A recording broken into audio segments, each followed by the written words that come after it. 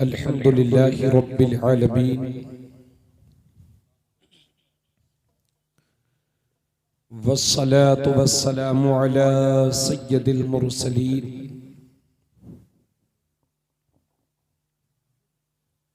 व अला आलिहि व अस्हाबिहि अजमईन। अम्मा बाद फ़अऊज़ु बिल्लाहि मिनश शैतानिर रजीम। बिस्मिल्लाहिर रहमानिर रहीम। ज़ालिकल किताबु ला रैब फ़ीह। बेशक माशाअल्लाह। सदक़ल्लाहुल अज़ीम। आमन्तु बिल्लाह इन्नल्लाह व मलाइकतहु युसल्लूना अलन नबी या अय्युहल्लज़ीना आमनू सल्लु अलैहि व सल्लिमू तस्लीमा। अल्लाहुम्मा सल्लि अला सय्यिदिना मौलाना अल्लाहुम्मा सल्लि अला सय्यदिना व हबीबिना व शफीइना व करीमिना व मौलाना मुहम्मद व बारिक वसल्लम। सल्लु अलैहि वसल्लम अलैहि रसूल। ये माइक सल्लल्लाहु भैया माइक वालों इसको इको बंद कर दो, आवाज को साफ कर दो, थोड़ी तेज कर दो आवाज को। इको बिल्कुल बंद कर दीजिए, आवाज को बढ़ा दीजिए। मौज़्ज़ज़ सामीन, मदरसा गुलशन मुस्तफ़ा निगासन का ये जलसे दस्तारबंदी आप सबको बहुत बहुत मुबारक हो। माशाअल्लाह। कितने बच्चों की दस्तार है हजरत? 3 बच्चे। हमारे 3 तलबा जो मदरसे से कुरान के हाफिज होकर फारिग हो रहे हैं, माशाअल्लाह। उनके वालिदैन को, उनके तमाम रिश्तेदारों को और मदरसा गुलशन मुस्तफ़ा कमेटी के तमाम मेंबरान को भी बहुत बहुत मुबारकबाद। सुभान अल्लाह। माशाअल्लाह। अल्लाह रब्बुल इज़्ज़त हम सब की हाज़िरी को कबूल फरमाए। आमीन। नक़ीब अहले सुन्नत पैकर खुलूस व वफ़ा हमारे छोटे भाई हज़रत क़ारी मोहम्मद तारीफ़ रज़ा साहब लखीमपुरी बड़ी खूबसूरती के साथ जलसे को चला रहे हैं। अल्लाह पाक इनकी उम्र में बरकत अता फरमाए। हमारे उलमा हुफ़ाज़ क़ुर्रा ज़ीनत महफ़िल हैं, ज़ीनत स्टेज हैं। अल्लाह पाक इन उलमा हुफ़ाज़ क़ुर्रा के तवस्सुल से हम सब के गुनाहों को माफ़ फरमाए। आमीन। और हमें हक़ बोलने, हक़ सुनने और हक़ पर अमल करने की तौफ़ीक़ अता फरमाए। आमीन आमीन अल्लाहुम्मा आमीन। आइए हुस्न अक़ीदत और एहतराम के साथ पूरा मजमा जी लगा करके दुरूद शरीफ पढ़े। अल्लाहुम्मा सल्लल्लाहु अला नबिय्यिल उम्मी व आलिहि सल्लल्लाहु अलैहि वसल्लम। सलातुम व सलामन अलैका या रसूल अल्लाह सल्लल्लाहु तआला अलैहि वसल्लम। मुअज़्ज़ज़ सामीन, आज की इस शब में मैं इंशाअल्लाह थोड़ी देर कुरान पर गुफ्तगू करूंगा इंशाअल्लाह। और उसके बाद इंशाअल्लाह अगर वक्त ने वफा की और आप हजरात की समातें बेदार रहीं तो इंशाअल्लाह इस्लाम में औरतों के लिए हिजाब और पर्दा इंशाअल्लाह उस पर गुफ्तगू करूंगा। आइए कुछ अर्ज करने से पहले तमाम मुसलमान बावाज़े बुलंद दुरूद शरीफ पढ़ें। अल्लाहुम्मा सल्लल्लाहु अला नबिय्यिल उम्मी व आलिहि सल्लल्लाहु अलैहि वसल्लम। सलातुम व सलामन अलैका या रसूल अल्लाह सल्लल्लाहु तआला अलैहि वसल्लम। हजरात,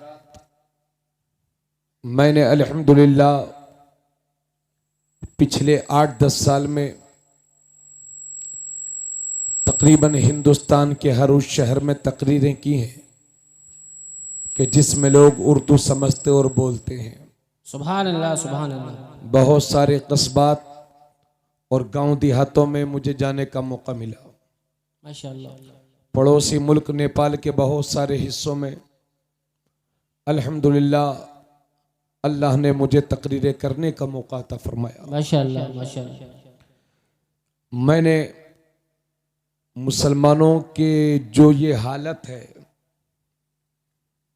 जो हम जवाल की तरफ जा रहे हैं, दीन से दूर हैं, एक तो बातिल ताकतें हमें निस्त नाबूद करने में लगी हैं, फिर हमारे आमाल ऐसे हैं कि सिर्फ हम नाम के मुसलमान रह गए हैं, काम के नहीं। अल्लाह अल्लाह। कलमा तो हमने पढ़ लिया है लेकिन ईमान के तकाज़ों को हम पूरा नहीं कर पा रहे हैं। तो मैंने ये जानने की कोशिश की कि पूरी दुनिया का मुसलमान आज इतना ज़्यादा परेशान क्यों है, जवाल पजीर क्यों है, क्यों बर्बादी की तरफ कदम बढ़ रहे हैं इस कौम के।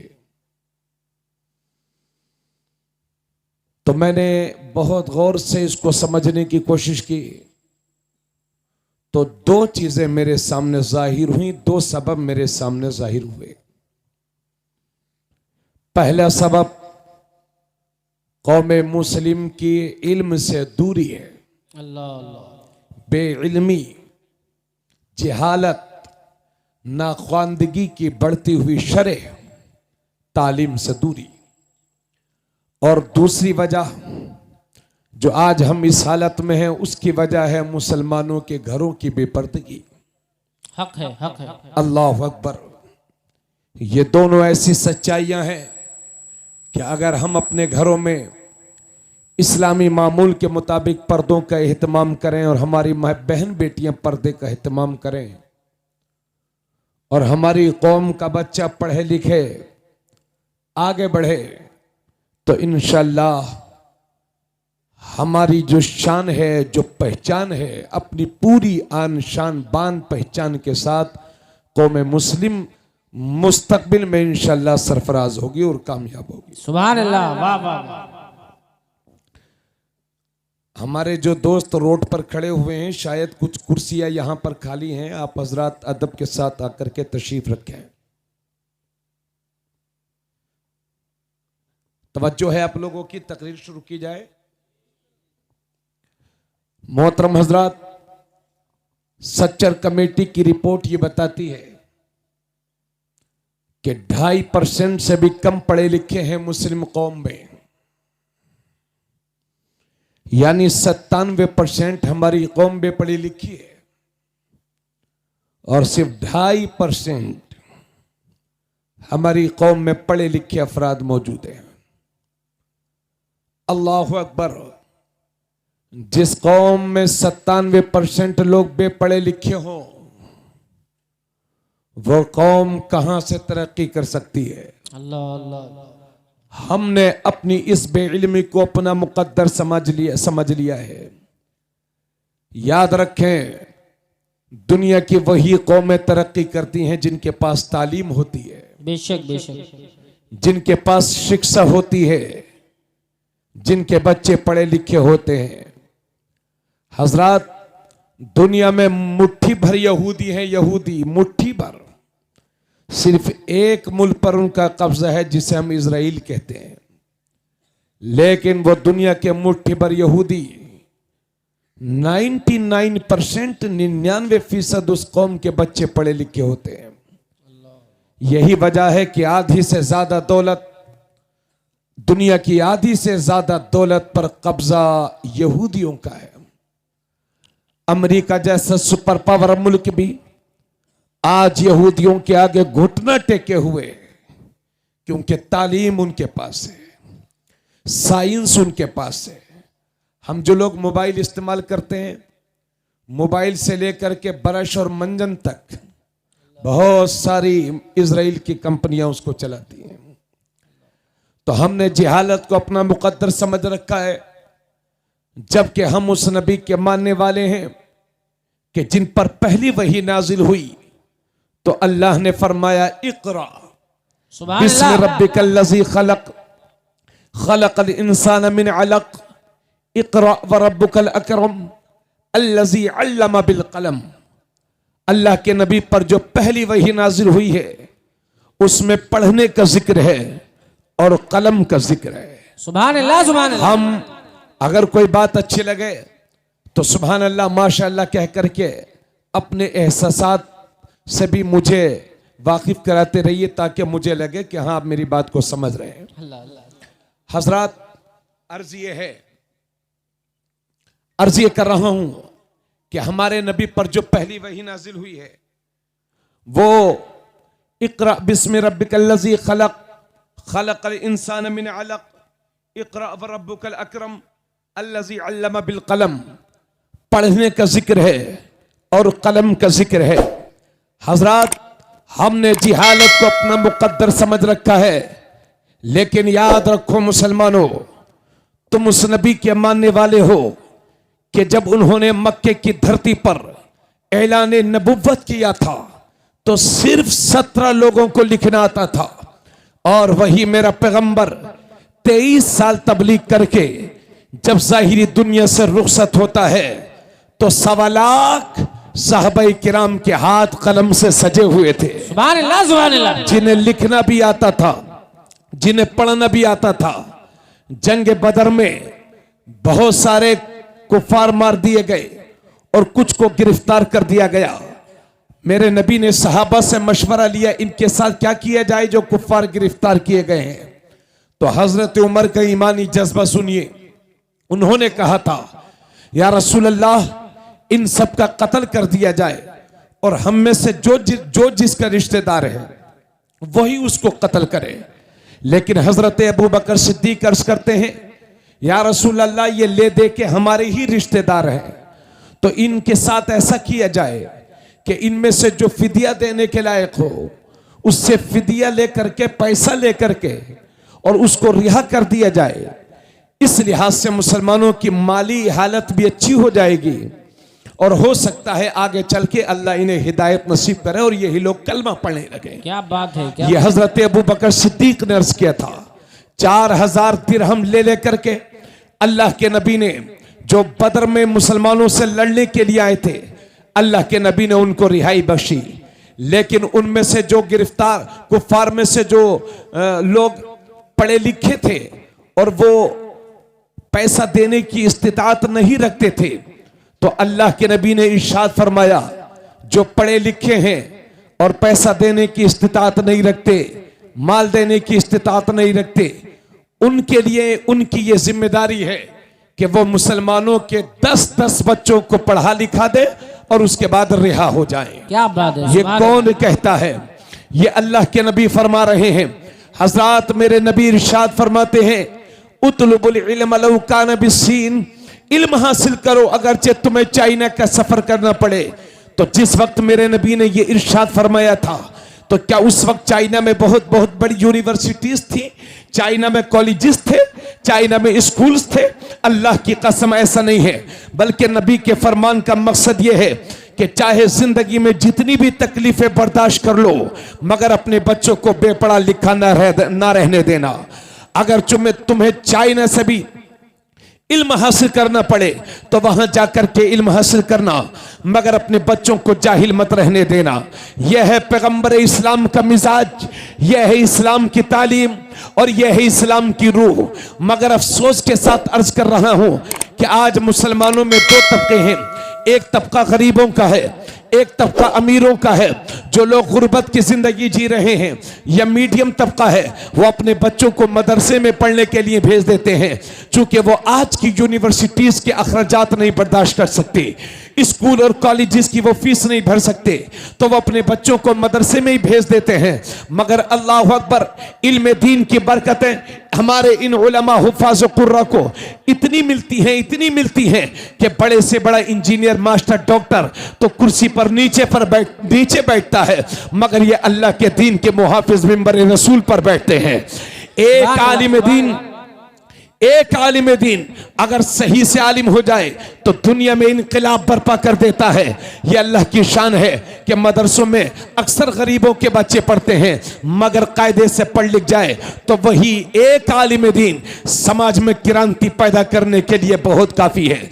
और दूसरा तबका अमीरों का है जो ये समझता है कि अगर हम अपने बच्चों को मदरसे में भेज देंगे, अगर हम अपने बच्चों को मदरसे में भेज देंगे और हमारा बच्चा आलिम हो जाएगा तो हमारे बच्चे का पेट कैसे भरेगा, हमारा बच्चा अपने बच्चों को कैसे पालेगा। हजरत, इसलिए हम मदरसे में अपने बच्चे को नहीं भेजेंगे। आज का अमीर इसलिए मदरसे में भेजने से अपने बच्चों को डरता है।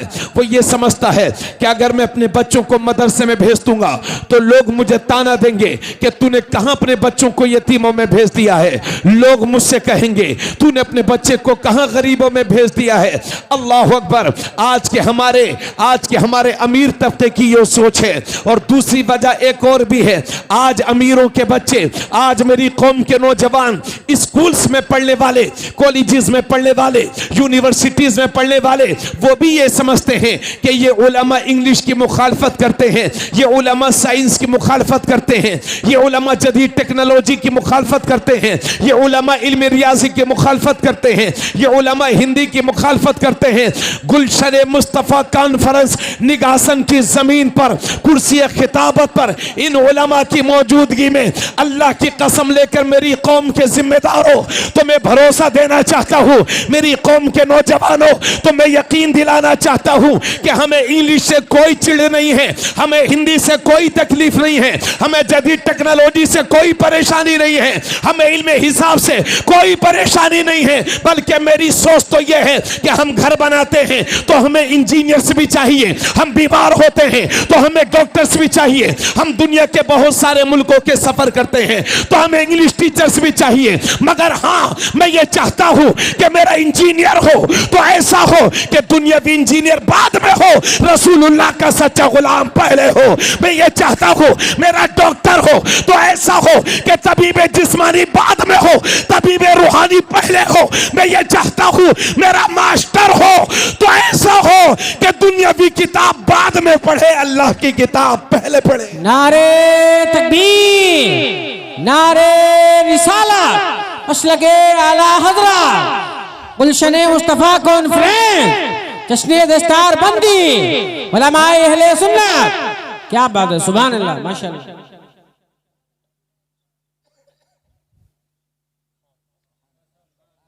मेरी यही सोच है।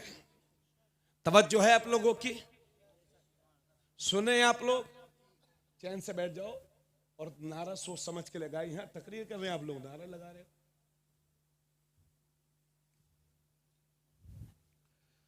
नारे कितने भी लगाएं अच्छी बात है, मगर नारे कम लगाएं, काम ज्यादा करें। तवज्जो।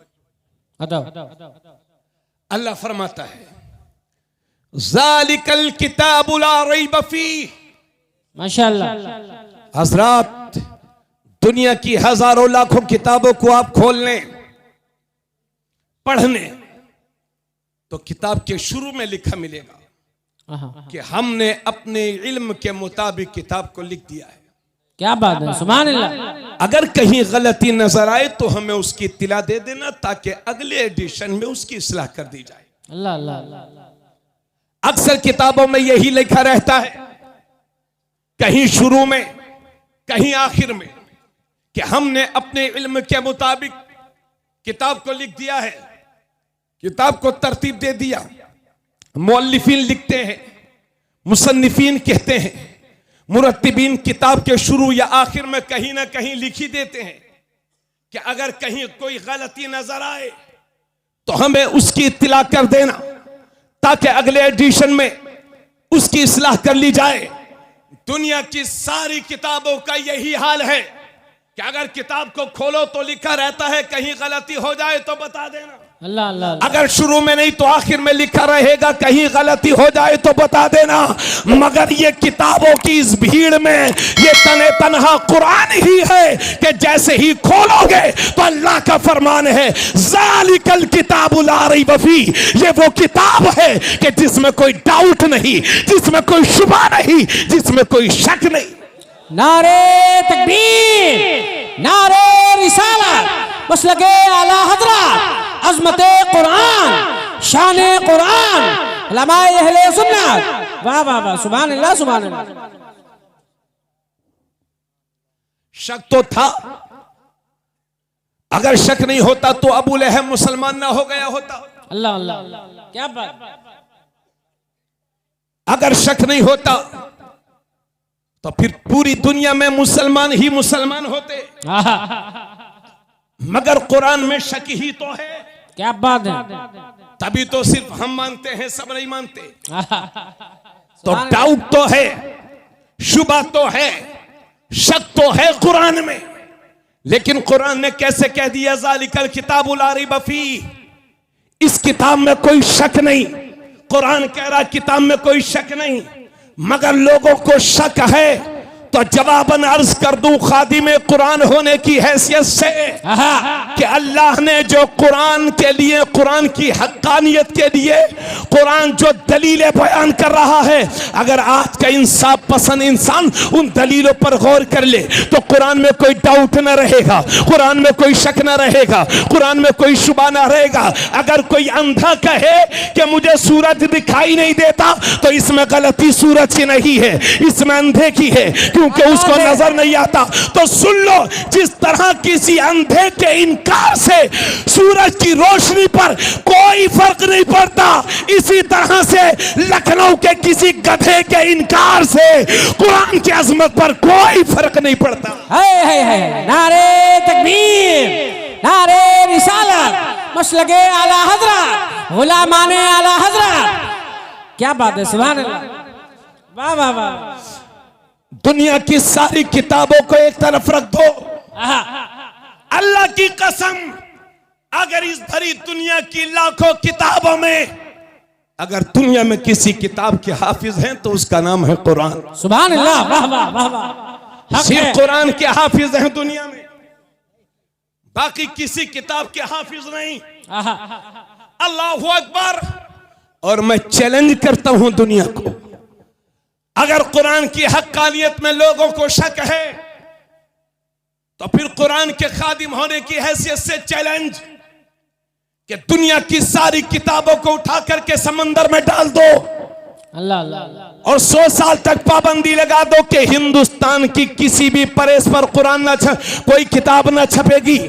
100 साल तक सारी किताबों को उठा के दरिया में डाल दो, सारी किताबों को उठाकर समंदर में डाल दो, और ये पाबंदी लगा दो कि हिंदुस्तान की किसी भी प्रेस पर न कोई रिसाला छपेगा, न कोई किताब छपेगी, चाहे छोटी हो या बड़ी किताब, कोई किताब ना छपेगी। ये पाबंदी लगा दो और सब इस पर इत्तेफाक कर लें, तो 100 साल के बाद अगर आप दुनिया की किसी भी किताब को बुलाएं तो कोई किताब नहीं आएगी। लेकिन 100 साल के बाद अगर आवाज दे दो ए कुरान तू आ जा, तो मेरी कौम के ये छोटे छोटे बच्चे अपने सीनों को लेकर के हाजिर हो जाएंगे। नारे तकबीर, नारे रिसालत, मसलके आला हजरत, फैजाने कुरान, एजाज़े कुरान। क्या बात है, सुभान अल्लाह। जरा जोर से बोलो सुभान अल्लाह, माशाअल्लाह। और अल्लाह का शुक्र ये है, सही बात ये है कि हिंदुस्तान के अंदर चाहे हिंदू हो, चाहे सिख हो, चाहे ईसाई हो, चाहे किसी भी कौम, किसी भी तबका, किसी भी कास्ट के लोग हो, उनकी अक्सरियत कुरान का एहतराम करती है, कुरान की इज्जत करती है। बेशक बेशक, सुभान अल्लाह सुभान अल्लाह। बोलो भाइयों, बात ठीक है कि नहीं? कितने पंडितों ने कुरान को अपने अपने अंदाज में बयान किया। वाह वाह। और एक साहब, क्या नाम है उनका, मुझे याद नहीं आ रहा है, लखनऊ गोरखपुर के रहने वाले थे, वो याद नहीं आ रहा मुझे उनका नाम। उन्होंने तो पूरे कुरान का हिंदी में तर्जमा किया। क्या बात है, सुभान अल्लाह।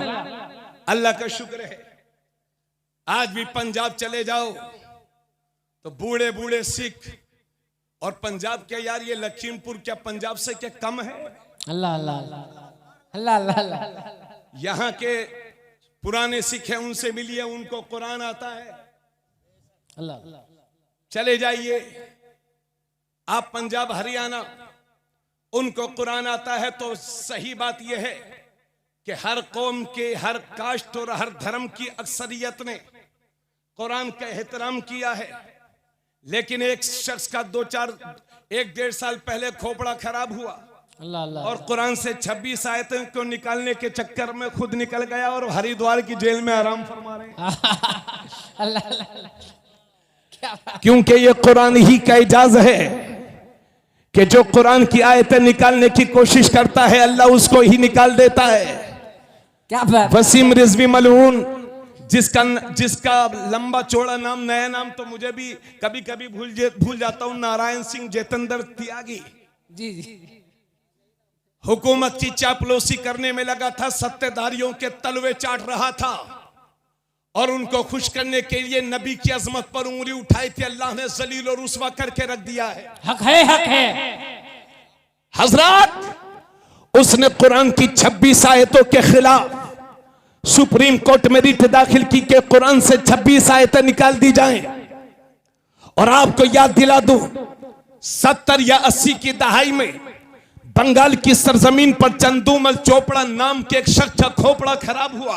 अल्लाह अल्लाह अल्लाह। तो उस शख्स ने बंगाल की हाई कोर्ट में कुरान की 26 आयतें जिनका ताल्लुक जिहाद से है, उस चंदूमल चोपड़ा नाम के शख्स ने बंगाल की हाई कोर्ट में एक रिट दाखिल की। बंगाल की हाई कोर्ट ने उसकी दरखास्त को सुनने के लिए, समाअत के लिए कबूल कर लिया। तो बंगाल के मुसलमान परेशान हो गए, धरना और एहतजाज करने लगे, धरना देने लगे। बंगाल की हुकूमत ने कहा कि बंगाल के मुसलमानों, तुम्हें परेशान होने की जरूरत नहीं है। तुम्हारी तरफ से खुद बंगाल की हुकूमत हाई कोर्ट में कुरान के तहफ्फुज के लिए इस मुकदमे को लड़ेगी। सुभान अल्लाह। नतीजा यह हुआ कि अल्लाह ने उस चंदोमल चोपड़ा नाम के शख्स को जलील और ख्वार फरमाया और कुरान को अल्लाह ने इज्जत से नवाजा। मेरी कौम के भले भाइयों, मेरी कौम के मेरी कौम के जिम्मेदारों और मेरी कौम के सीधे साधे अफराद, ए मेरे सुन्नी भाइयों, ए अवाम अहले सुन्नत, तुम्हें यकीन दिलाना चाहता हूं, तुम घबराने की कोशिश मत करना, गैर मुतमईन मत होना, घबराना मत। अल्लाह की कसम लेकर के कहता हूं, ये तो 26 आयतों की बात करते हैं।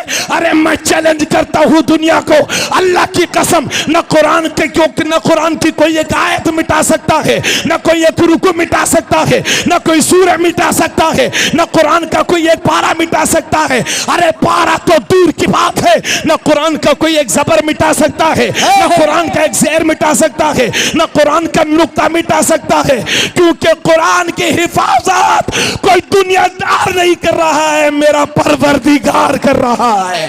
परवरदिगार। नारे तकबीर, नारे रिसालत, मसलके आला हज़रत, फैज़ाने कुरान, एजाज़े कुरान, हाफिज़े कुरान। क्या बात है, सुभान अल्लाह।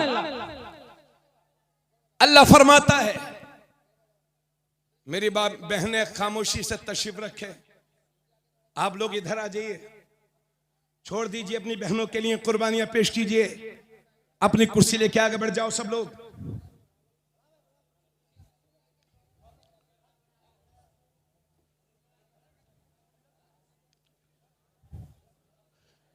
अब बैठ जाइए, बैठ जाइए वहीं। मेरी मां बहनें जो तशरीफ लाई हुई हैं वो अपने अपने चेहरों पर दुपट्टा ढक लें, चादर लाई हूं तो चादर ढक लें। तवज्जो चाहूंगा। जी जी। अल्लाह ने फरमाया, इन्ना नहनु नज़्ज़लना ज़िक्र व इन्ना लहू लहाफ़िज़ून। माशाअल्लाह। बेशक हम ही ने इस कुरान को नाजिल किया है और हम ही इसकी हिफाजत करेंगे। बेशक, सुभान अल्लाह। ये कुरान करबला से होकर के आ गया। जब करबला में यजीद न मिटा सका तो यजीदी की चेले कैसे मिटा सकते हैं? क्या बात है, वाह वाह। अल्लाह अकबर। इसलिए मुसलमानों मुतमईन हो जाओ, कुरान का कोई एक हर्फ नहीं मिटा सकता, ना जबर मिटा सकता है, ना जेर। बेशक बेशक। और डरना मत, घबराना मत। चैलेंज नहीं बल्कि सच्ची बात कर रहा हूं कि हाई कोर्ट क्या, सुप्रीम कोर्ट का जज भी कुरान का एक नुक्ता नहीं मिटा सकता, क्योंकि मेरा कुरान किसी कोर्ट का मोहताज नहीं है। दुनिया के सारे कोर्ट मेरे कुरान के मोहताज है। सुभान अल्लाह, सुभान अल्लाह, वाह वाह वाह वाह, जिंदाबाद जिंदाबाद। अल्लाह की किताब को कोई बंदा नहीं मिटा सकता आहा, और ना जज मिटाने की कोशिश करते हैं। अल्लाह अल्लाह, क्योंकि अगर मिटाने की कोशिश भी करेंगे तो वो खुद मिट जाएंगे, लेकिन कुरान ऐसे ही रहेगा। वाह वाह वाह वाह, लेकिन कुरान की 26 आयतों के खिलाफ जब उस मलऊन जमाना ने सुप्रीम कोर्ट में रिट दाखिल की कि कुरान से 26 आयतों को निकाला जाए, तो मेरी कौम के जवान जोश में आ गए, खामोशी इख्तियार फरमाई मेरी मां बहनें, इसलिए कि जो वक्त गुजर रहा है वो वापस नहीं आएगा और मैं वक्त पूरा करने के बाद अपनी बातों को दोहराने फिर से नहीं आ पाऊंगा। अल्लाह अल्लाह, आगे कभी बुलाएंगे तो इंशाल्लाह हाजिर होऊंगा, लेकिन ये वक्त बहुत कीमती है। जी, अर्ज यह है, जब कुरान की 26 आयतों के खिलाफ लखनऊ से आवाज उठी तो मेरी कौम का जवान जोश में आ गया और जोश में आकर के बोला, मौलाना साहब बात कुरान की है, हम कुरान के तहफ्फुज के लिए धरना देंगे, एहतिजाज करेंगे। तो मैंने अपनी कौम के नौजवानों से पूछा, मेरी कौम के नौजवानों तुम कुरान के लिए क्या कर सकते हो? बोले हजरत अगर माल की जरूरत पड़ेगी तो माल भी पेश करेंगे, जान की जरूरत पड़ेगी तो जान भी पेश करेंगे। वाह वाह वाह वाह, मैंने कहा अगर कुरान को जानों की जरूरत पड़ेगी तो तुम बाद में पेश करना, पहले कुरान के हाफिज पेश करेंगे, मेरी कौम के ये उलमा पेश करेंगे। अगर कुरान के लिए जान की जरूरत पड़ेगी, लेकिन अभी ऐसा कोई मौका आया नहीं है और इंशाअल्लाह आएगा भी नहीं, लेकिन मेरी कौम के नौजवानों, बुजुर्गों, जिम्मेदारों, मैं तुम सर्च करना चाहता हूं, अपने बगैर उलमा से मशवरा किए कभी धरने पर मत पहुंचना, कभी एहतिजाज मत करना। मेरी कौम के नौजवानों, अब मैं आपसे अर्ज करना चाहता हूं कि हम धरने दे दे करके थक गए हैं, हम मौजूदा हिंदुस्तान की हालत देख रहे हैं, हम अपना ही हक मांगने के लिए अपनी कौम के नौजवानों को मैदान में लेकर के उतरते हैं, सड़कों पे उतरते हैं, एहतिजाज के लिए उतरते हैं, तो नतीजा यह होता है कि हमारे ही सीने होते हैं और हमें अपनी ही सीनों पर गोलियां बर्दाश्त करनी पड़ती हैं और बाद में हमारे ही बच्चों को जेल की सलाखों के पीछे डाल दिया जाता है। इसलिए जमाना सुन ले, हम एहतिजाज न करेंगे, हम धरना न देंगे, मगर मुसलमानों का अगला कदम यह होगा कि अगर कुरान के खिलाफ कोई एक जबान भी खुलेगी तो हम 100 जबानें उसके बदले में कुरान पढ़ने वाली तैयार कर देंगे। नारे तकबीर, नारे रिसालत, मसलके आला हजरत, गुलशन मुस्तफा कॉन्फ्रेंस, एजाज़े कुरान। क्या बात है, सुभान अल्लाह। भैया सब लोग बैठ गए हैं, आप कुर्सी लेके तशरीफ रखें, बस तवज्जो फरमाएं। अब मैं आपसे पूछना चाहता हूं, ये नुकाबा हजरत अपने अपने अंदाज में आप लोगों से हाथ उठवाते हैं, अल्लाह अल्लाह, मैं तो तकरीर के आखिर तक शायद ना उठवा पाऊं, अल्लाह अल्लाह, मगर एक बार हाथ उठा करके एक अब बात अर्ज करना चाहता हूं आपसे। तकलीफ के लिए माजरत, मगर अल्लाह को ये हाथ पसंद आ गए तो इंशाअल्लाह नस्लों की मगफिरत हो जाएगी। बेशक बेशक। मैं आपसे पूछना चाहता हूं कि आप कुरान के तहफ्फुज के लिए माल कुर्बान कर सकते हैं? कहिए इंशाअल्लाह। इंशाअल्लाह इंशाअल्लाह। ठीक है, हाथों को उठाए रहेंगे। अब मुझे आप बताएं, क्या कुरान के तहफ्फुज और हिफाजत के लिए आप अपनी जान दे सकते हैं? इंशाअल्लाह जी। अब रख लीजिए हाथ। मैं पूछना चाहता हूं मेरी कौम के जिम्मेदारों कि हम कुरान के लिए जान तो दे सकते हैं, जान देने के लिए तो तैयार हैं, लेकिन कुरान पढ़ने के लिए तैयार क्यों नहीं है? अल्लाह अल्लाह अल्लाह। जिन घरों से कुरान की तिलावत की आवाज आती थी, आज उन्हीं घरों से सुबह सुबह गानों की आवाजें आती हैं। अल्लाह अल्लाह। जिन घरों की औरतें उठ करके कुरान पढ़ती थी और नौजवान नमाज पढ़ के कुरान पढ़ते थे,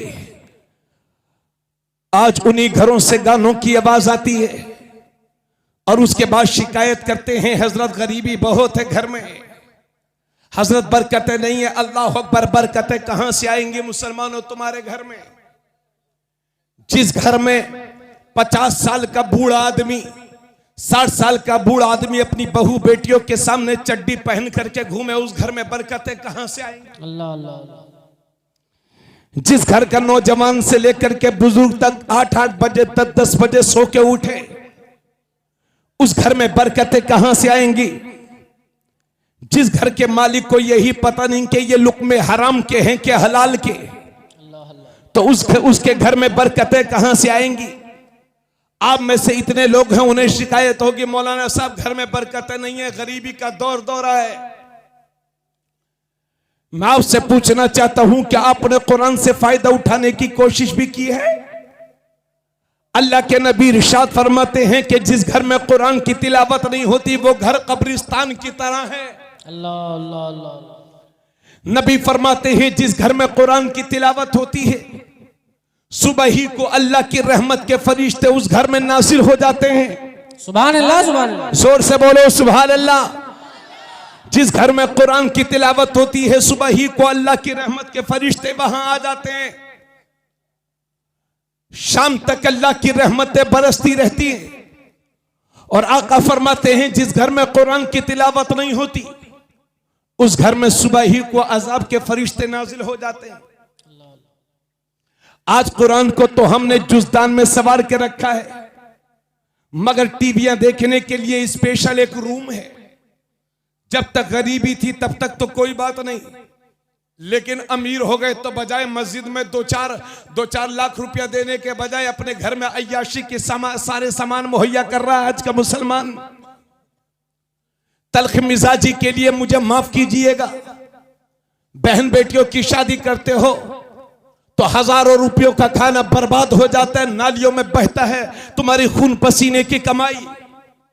और ये मदरसे वाले मस्जिद मदरसे के लिए रसीद लेके पहुंच जाएं तो 100-200 रुपया देकर के इनकी छुट्टी करते हो। क्या ऐसे ही दीन फैलेगा? क्या ऐसे ही हमारे घरों से गरीबी दूर होगी? आओ, गरीबी दूर करना चाहते हो तो सुनो अपने नबी का फरमान। एक मेरे नबी के सहाबी हैं, आका करीम सल्लल्लाहु अलैहि वसल्लम के सहाबी, वो हुजूर की बारगाह में हाजिर हुए। अर्ज करते हैं या रसूल अल्लाह, गरीबी ने घेर रखा है, या रसूल अल्लाह घर में सब परेशान हैं। तो मेरे नबी फरमाते हैं मेरे सहाबी सब्र करो सब्र करो सब्र करो।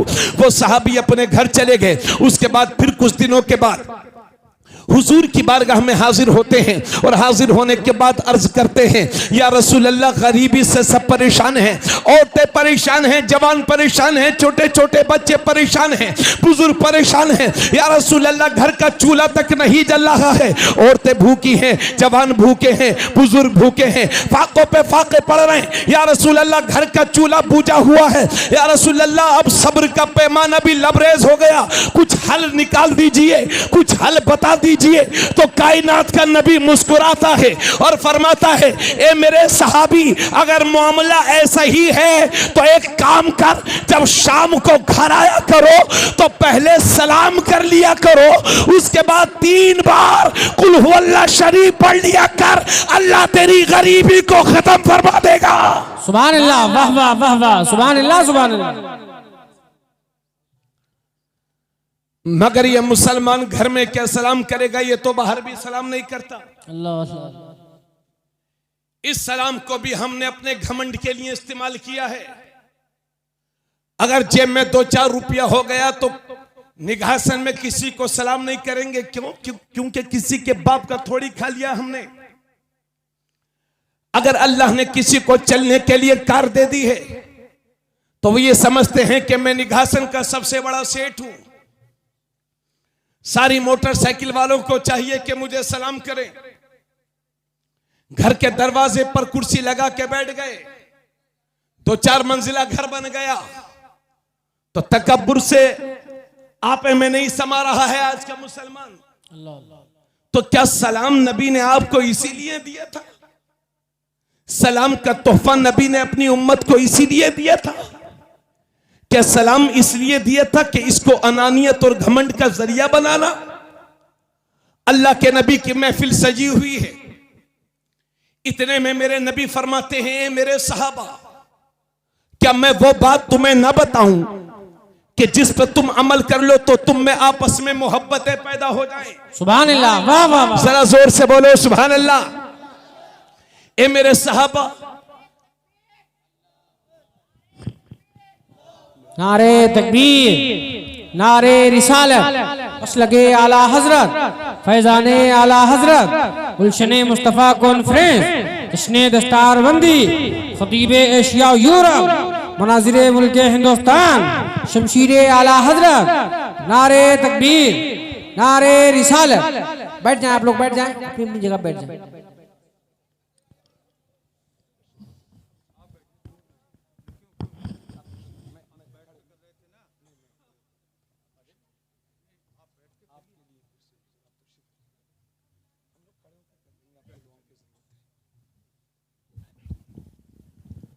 आप सब तशरीफ रखें।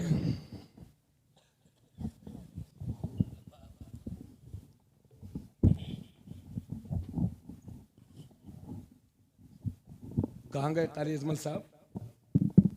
इजाजत है थोड़ी देर और बयान कर दूं?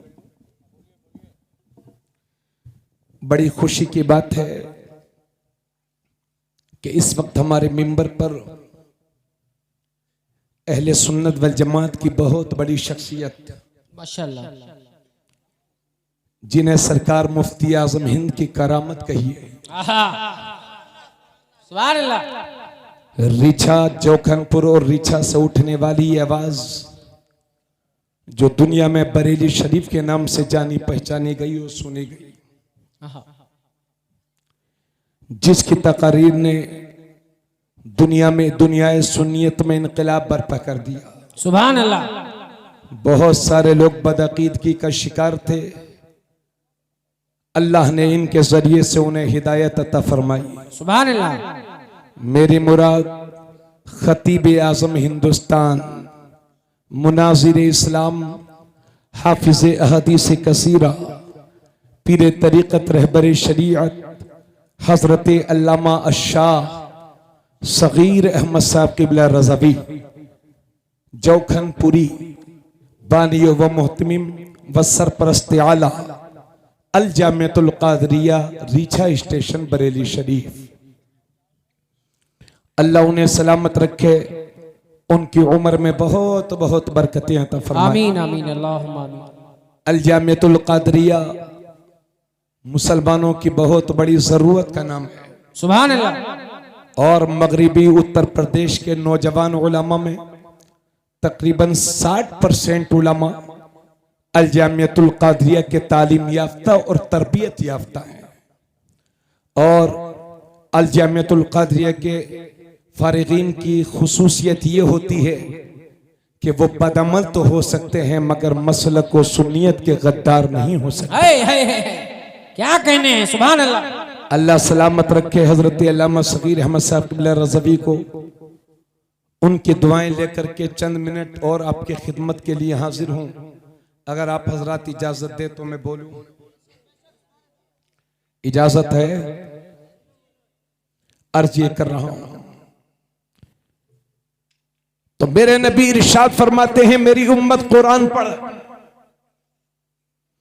क्योंकि जो कुरान का एक हर्फ पढ़ता है अल्लाह उसे एक नेकी अता फरमाता है, और वो एक नेकी 10 नेकियों के बराबर है।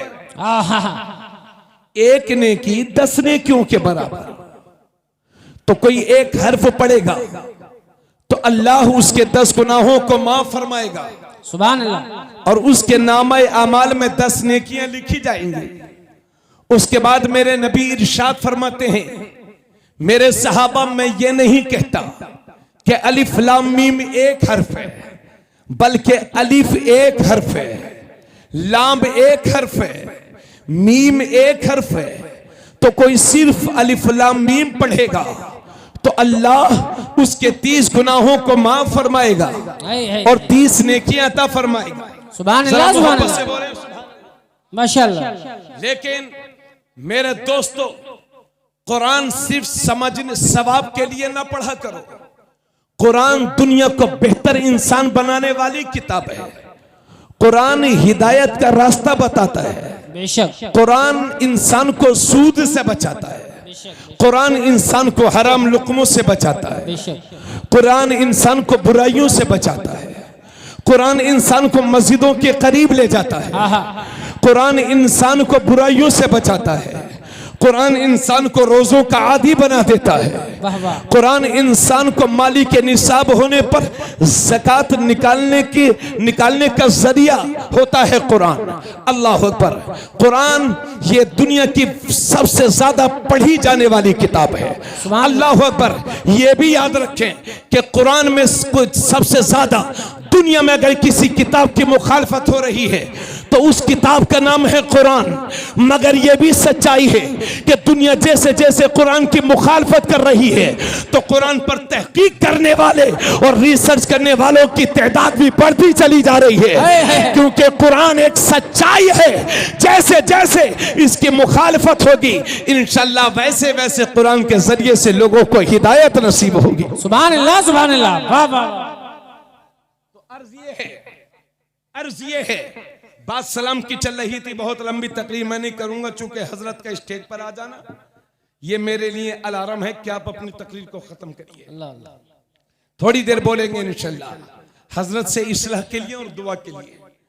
तो मेरे नबी ने इरशाद फरमाया था, ए मेरे सहाबा, क्या वो चीज वो अमल तुम्हें ना बताऊं कि जिस पर तुम अमल कर लो तो तुम में आपस में मोहब्बतें पैदा हो जाए। सहाबा अर्ज करते हैं, या रसूल अल्लाह जरूर बताएं वो अमल कि जिस पर हम अमल कर लें तो हम में आपस में मोहब्बतें पैदा हो जाएं। तो नबी रहमत सल्लल्लाहु अलैहि वसल्लम इरशाद फरमाते हैं, अफशुस सलाम बैनकुम, अगर आपस में मोहब्बतें चाहते हो तो एक दूसरे को सलाम किया करो। सुभान अल्लाह, सुभान अल्लाह। जरा जोर से बोलो सुभान अल्लाह। माशाअल्लाह। आका फरमाते हैं, अगर एक आपस में मोहब्बतें चाहते हो मुसलमानों तो एक दूसरे को सलाम किया करो।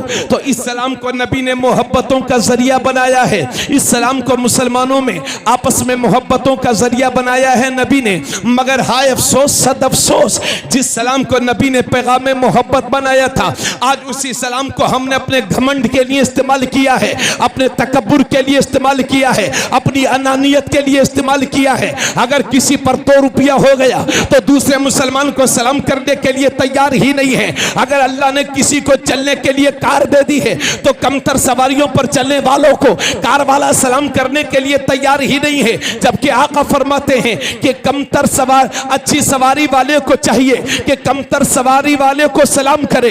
तो हुक्म हदीस की रोशनी में अर्ज ये है, आज के दौर में जो कार से जा रहा हो उसे चाहिए कि मोटरसाइकिल वाले को सलाम करे, मोटरसाइकिल वाले को चाहिए कि साइकिल वाले को सलाम करे, साइकिल वाले को चाहिए जो पैदल चल रहा हो उसे सलाम करे, और जो पैदल चल रहा हो उसे चाहिए कि बैठे हुए को सलाम करे, छोटे को चाहिए कि बड़े को सलाम करे, बगैर दाढ़ी वाले को चाहिए कि दाढ़ी वाले को सलाम करे, गैर आलिम को चाहिए कि आलिम को सलाम करे, गैर हाफिज को चाहिए कि हाफिज को सलाम करे, मुक्तदी को चाहिए कि इमाम को सलाम करे, मुरीद को चाहिए कि पीर को सलाम करे। मगर हाय अफसोस, इस सलाम को भी हमने अपने लिए, अपने घमंड के लिए इस्तेमाल किया है, तकब्बुर के लिए इस्तेमाल किया है। यही वजह है, एक बार मेरे नबी के सहाबा खड़े हैं तो नबी से अर्ज करते हैं सहाबा, या रसूल अल्लाह, जब 2 मुसलमान आपस में मिलते हैं तो उनमें पहले सलाम कौन करता है?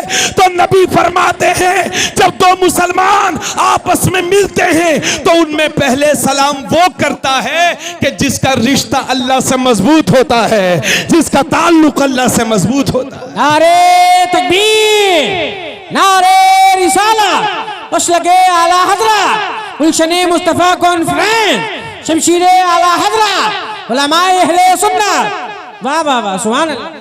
तो जो अल्लाह का नेक बंदा होगा वो पहले सलाम करेगा, जो अल्लाह का नेक बंदा होगा वो सलाम पहले करेगा, और जो घमंडी होगा वो सलाम का इंतजार करेगा ताकि लोग मुझे सलाम करें। ये घमंडी की पहचान है, ये मुतकब्बिर की पहचान है। हजरात अब सुन लो, अर्ज ये है, अर्ज ये कर रहा हूँ, आज हम मौला अली के नारे लगाते हैं। अभी नाज़िम इजलास हजरत कारी तारिफ रजा बरकाती साहब आपसे नारा लगवाएंगे तो कभी कहेंगे अली के के नाम पे हाथ उठा के बोलो, अली का दामन नहीं छोड़ेंगे, ख्वाजा का दामन नहीं छोड़ेंगे, गौसे आजम का दामन नहीं छोड़ेंगे, नबी का दामन नहीं छोड़ेंगे, गाजी सरकार का दामन नहीं छोड़ेंगे। लेकिन ए निगासन के मुसलमानों, आपने मौला अली का दामन पकड़ा ही कब है? ख्वाजा गरीब नवाज का दामन पकड़ा ही कब है? गाजी सरकार का दामन पकड़ा ही कब है? अगर आपसे नारे लगवाएं हैदर कर्रार के नाम पर, फातह खैबर के नाम पर, तो आप रात भर कहेंगे अली अली अली अली अली अली, मगर क्या मौला अली के पैगाम पर अमल भी करते हो?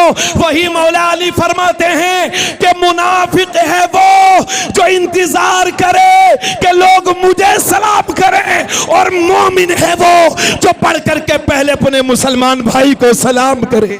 सुभान अल्लाह, सुभान अल्लाह, वाह वाह वाह, जिंदाबाद जिंदाबाद। मोमिन है सुभान अल्लाह, जो अपने भाई को पढ़ करके पहले सलाम करे। सुभान अल्लाह।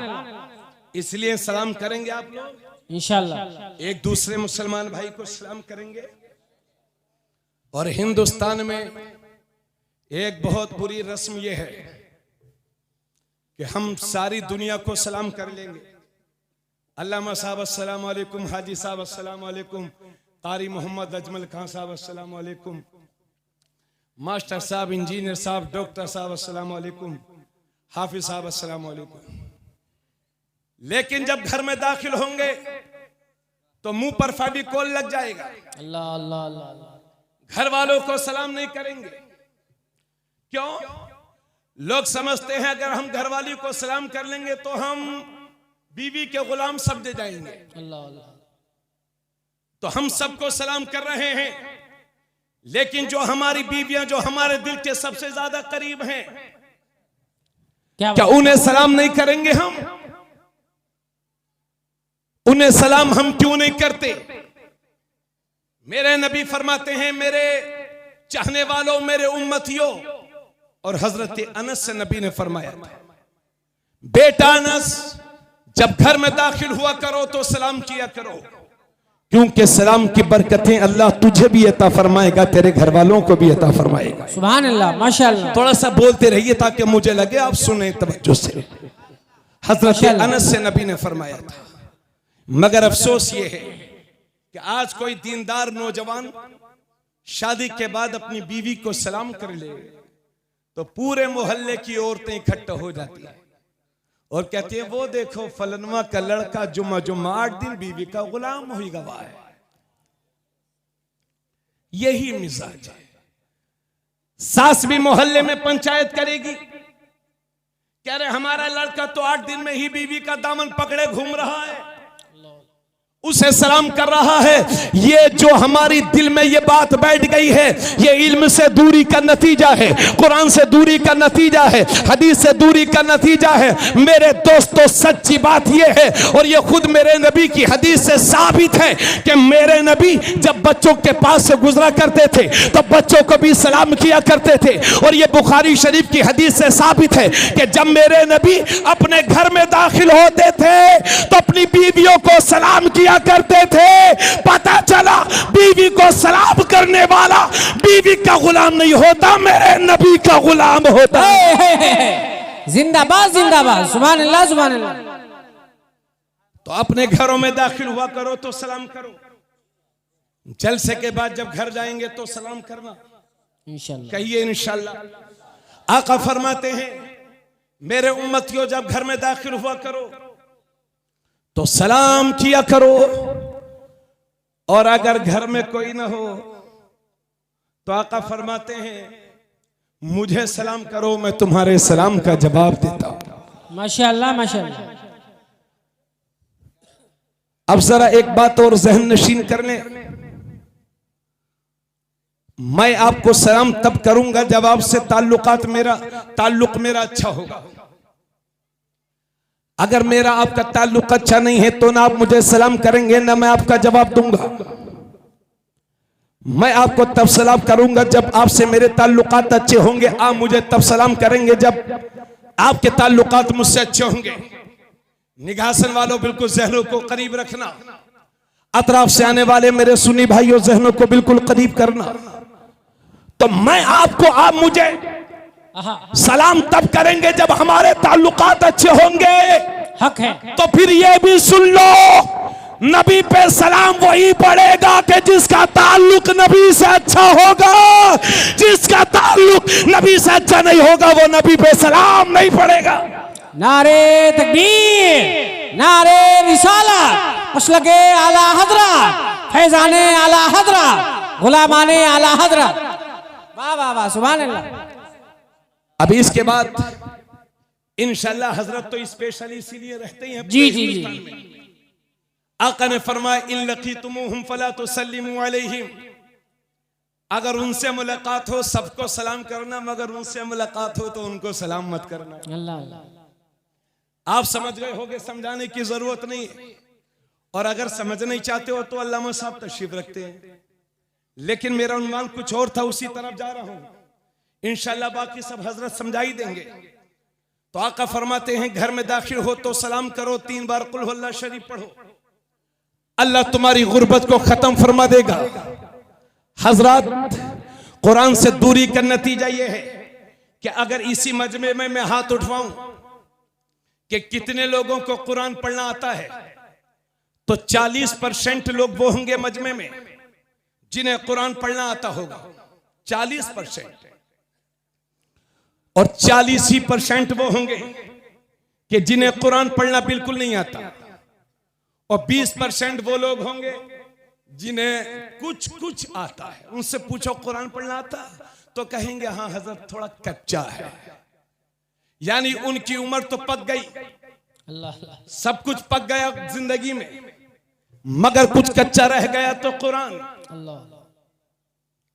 मैं आपसे पूछना चाहता हूं कि आप कुरान के लिए जान देने के लिए तो तैयार हैं, लेकिन कुरान पढ़ने के लिए तैयार क्यों नहीं है? तो हजरत अब इतनी बातों के बाद मैं ये भी अर्ज करता हूं कि मुझे इस बात का यकीन है कि मजमे में बहुत सारे लोग कुरान पढ़े हुए नहीं होंगे, मगर इसका भी मुझे 100% यकीन है कि मजमे में कोई भी शख्स ऐसा ना होगा जिसे सूरे इखलास याद ना हो। कुरान की छोटी सी सूरे है, मगर अल्लाह अकबर, अजमत का क्या कहना।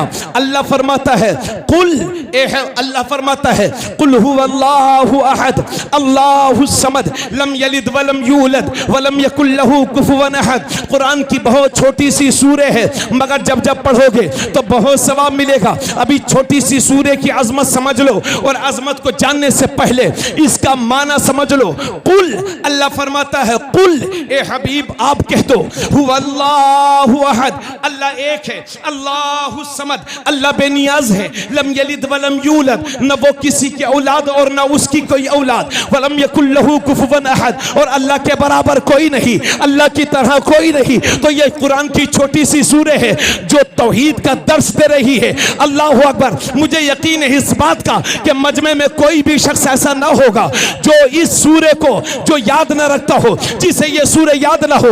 अब इसकी शान सुनो, सुभान अल्लाह। एक सहाबी नबी के सामने पढ़ते हैं कुल हुवल्लाहु अहद अल्लाहु समद लम यलिद वलम यूलद वलम यकुल लहू कुफुवन अहद। जब मेरे नबी ने सुना तो फरमाया वजबत वजबत वजबत, वाजिब हो गई, वाजिब हो गई, वाजिब हो गई। हजरत अबू हुरैरा वहीं खड़े हैं, अर्ज करते हैं या रसूल अल्लाह मा वजबत, या रसूल अल्लाह क्या वाजिब हो गई? नबी ने फरमाया जिसने कुल हुवल्लाह पढ़ा उसके लिए जन्नत वाजिब हो गई। सुभान अल्लाह, सुभान अल्लाह, वाह वाह वाह। ये इस कुरान की छोटी सी सूरे, कुरान की छोटी सी सूरे की शान। इसी वजह से मेरे नबी ने इरशाद फरमाया था, मफहूम हदीस पेश कर। आका फरमाते हैं मेरे सहाबा, जब रात को सोया करो तो तिहाई कुरान पढ़ के सोया करो। कितना? तिहाई। तवज्जो से सुनेंगे, कुरान में 30 पारे हैं, 30। तिहाई का मतलब हो गया 10 पारा। आका ने फरमाया जब रात को सोया करो तो तिहाई कुरान पढ़ के सोया करो। अल्लाह अल्लाह। और एक हदीस शरीफ में मैंने यह भी पढ़ा था कि जब कोई बंदा रात को सोता है और कुरान की चंद आयतें पढ़ करके सोता है तो अल्लाह उसकी हिफाजत के लिए एक फरिश्ते को मुकर्रर कर देता है। वो फरिश्ता उसकी हर मूजी जानवर से, डाकू से, चोर से, सांप से, बिच्छू से, शेर से, बाघ से उसकी हिफाजत करता है। सुभान अल्लाह। और जब वह बंदा नींद से बेदार हो जाता है तो वह फरिश्ता अपनी ड्यूटी निभा करके तशरीफ ले जाया करता है। यह हदीस शरीफ है। इसलिए रात को सोते वक्त कुरान जरूर पढ़ के सोया करो। और मालूम नहीं किस दिन जिंदगी की शाम हो जाए, इसलिए बिस्तर पर लेटने से पहले इस्तिगफार किया करो। अल्लाह से अपने गुनाहों की तौबा करके सोया करो मेरे भाइयों। तो नबी ने इरशाद फरमाया, मेरे सहाबा जब रात को सोया करो तो तिहाई कुरान पढ़ के सो। तिहाई कुरान का मतलब हो गया 10 पारे। अब सहाबा हैरत में पड़ गए, या रसूल अल्लाह कोई सोते वक्त इतनी जल्दी तिहाई कुरान कैसे पढ़ सकता है? अरे भाई नींद आ रही है, नींद का टाइम है, कोई 10 पारा कैसे पढ़ सकता है? क्योंकि मैं खुद हाफिज कुरान हूं अल्हम्दुलिल्लाह। सुभान अल्लाह, सुभान अल्लाह। अगर एक पारे को सही से पढ़ा जाए तो 15 से 20 मिनट लगता है जी। कितना? 15 से 20 मिनट। 15 से 20 मिनट। आप लोग बोले हाफिज हो तो सही है ना? क्यों भाई मौलाना शाह साहब है कि नहीं? अगर एक पारे को सही से पढ़ा जाए तो 15 से 20 मिनट लगता है। मगर अल्लाह अकबर कबीरा क्या हो गया है मेरी इस कौम को। रमजान शरीफ के लिए, तरावी के लिए ऐसा हाफिज तलाशते हैं जो 2.5 मिनट में ही पारा पढ़ दे। अल्लाह अल्लाह अल्लाह। कुरान के साथ खुला हुआ मजाक कर रहे हैं लोग। 2.5 मिनट, 5 मिनट में पारे पढ़े जा रहे हैं।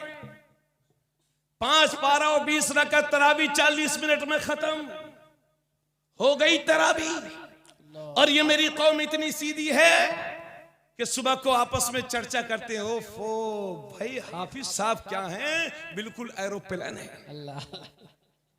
इंजन हाफिज साहब हैं ये तो। राजधानी एक्सप्रेस। अल्लाह अकबर। तो याद रखें 5 मिनट में कोई पारा नहीं पढ़ा जाता। ये कौम के साथ धोखा है, धोखा। और अगर बस्तियों वालों तुमने हाफिज को तेज पढ़ने पर मजबूर किया तो गिरफ्त खुदा के यहां तुम्हारी भी होगी। सिर्फ सुनाने वाले की गिरफ्त नहीं होगी, सुनने वालों की भी गिरफ्त होगी। और यार वो कुरान ही अगर मैं धीरे धीरे तकरीर कर रहा हूं तो आप समझ रहे हैं, और अगर मैं तेज बोलना शुरू कर दूं तो आप ही कहेंगे मौलाना साहब बंद कर दीजिए तकरीर। क्योंकि जो तकरीर समझ में नहीं आती वो किस बात की गुफ्तगू है, किस चीज की तकरीर है? हक है, हक है। तकरीर वो है जो समझ में आए।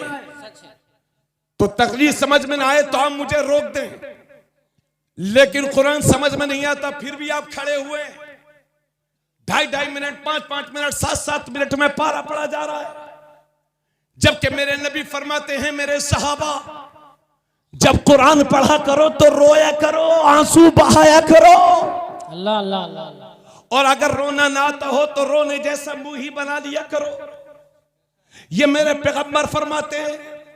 मगर ठाटे मार मार के हंसते हुए कुरान पढ़ने वालों, तुम कुरान की तिलावत तो कर रहे हो मगर कुरान के मिजाज से तुम वाकिफ नहीं हो, अल्लाह अल्लाह। रूहे कुरान से तुम वाकिफ नहीं हो। इसलिए रातों को उठ उठ के कुरान पढ़ा करो। और जिसका दिल करे कि वो अल्लाह से बातें करें, तवज्जो चाहूंगा। आप लोगों ने अर्धानों, प्रधानों, चेयरमैन और विधायक, सांसद से बहुत बात की होगी, लेकिन अगर तुम चाहते हो कि तुम रब से बात करो तो फिर अल्लाह के कुरान की तिलावत किया करो।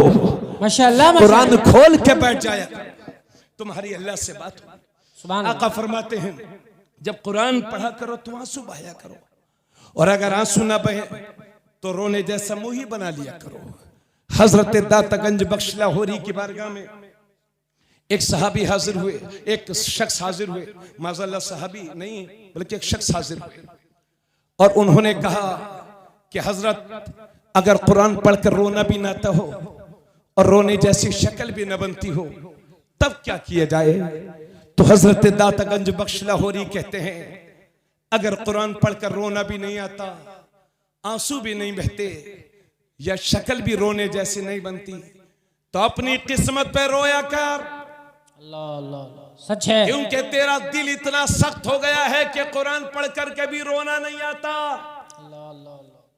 इसलिए मेरी कौम के जिम्मेदारों, जो लोग कुरान के साथ मजाक करते हैं, आका ने इसी वजह से फरमाया, बहुत सारे लोग वो हैं कि जो कुरान को पढ़ते तो हैं, सुनते तो हैं, मगर कुरान उन पर लानत भेजता है। अल्लाह अल्लाह। हिंदुस्तान के मुसलमानों पर जो ये परेशानी आ रही है, कहीं ये कुरान के साथ बेहुरमती करने का नतीजा तो नहीं है? इसलिए तरावी के सिस्टम को बदलो, या तो फिर पूरी पूरी रात तरावी पढ़ो, वरना ढंग से सवा और 1.5 पारा सुना करो। आप कहिए हाफिज साहब से कि हाफिज साहब हमें 3 पारा मत सुनाइए, सिर्फ सवा 1.5 पारा सुनाइए, मगर ऐसा सुनाइए कि हमें लगे कि कुरान पढ़ा जा रहा है। सुभान अल्लाह सुभान अल्लाह। जोर से बोलो सुभान अल्लाह। तो हजरात, एक पारे को सही से पढ़ा जाए तो 15 से 20 मिनट लगता है। 10 पारे का मतलब यह हो गया 2.5 से 3 घंटा लगेगा 10 पारे को।